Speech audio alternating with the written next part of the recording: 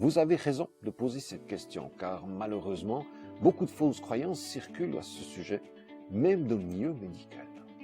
Alors, si vous le permettez, je vais commencer par casser quelques mythes avant de vous donner des éléments dont nous disposons aujourd'hui pour définir le burn-out. Tout d'abord, le burn-out est confondu à tort avec une dépression. Certains médecins parlaient alors de dépression par épuisement. S'il y a une forte ressemblance entre ces deux maladies, nous savons à ce jour que seuls 50% des burn-out sont accompagnés d'une dépression. Ensuite, le burn-out est trop souvent considéré comme une nouvelle mode. On en parle comme de la maladie du siècle, avec une certaine ironie, du style « Et toi, tu as déjà fait ton burn-out cette année ?» Mais en fait, le phénomène du burn-out est très sérieux. Il coûte chaque année des milliards d'euros aux assurances. Et si cette maladie est effectivement liée au développement de notre société comme au développement de l'économie, elle n'est en aucun cas une mode, et encore moins un style de vie. Alors, qu'est-ce qu'au juste le burn-out?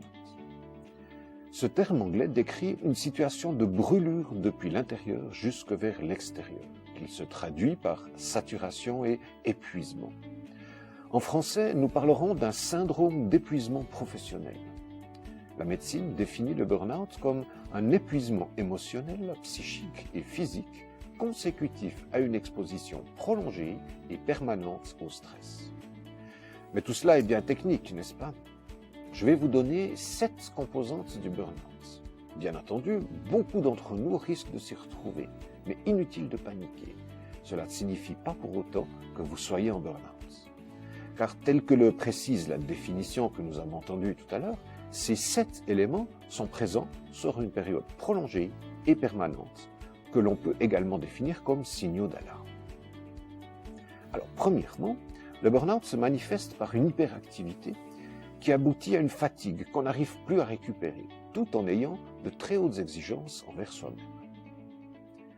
Deuxièmement, on constate paradoxalement une réduction de l'engagement personnel, par exemple envers des clients, l'entourage et la famille, tout en ayant de très hautes exigences, cette fois envers les autres. Troisièmement, il y a des réactions émotionnelles, soit dans le sens d'une déprime, soit sous forme d'agressivité. Parfois, les deux, des réactions colériques, sont immédiatement suivies d'une profonde pitié de soi. Quatrièmement, on ressent une diminution de la capacité à réfléchir, comme si les idées s'embrouillent.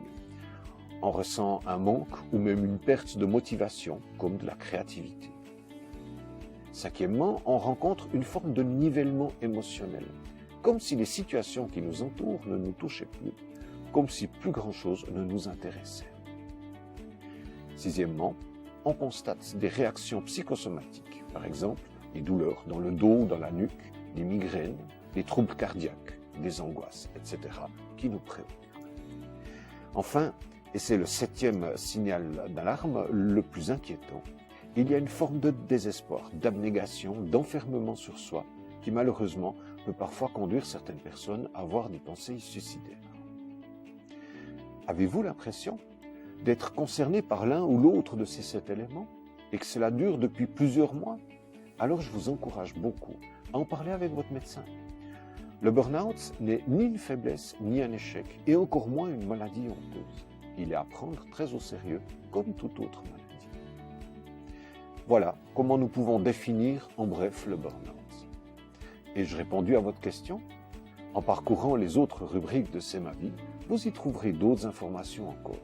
Et si vous le souhaitez, allez encore plus loin, faites-vous aider personnellement. Les spécialistes de burn-out sont là pour ça.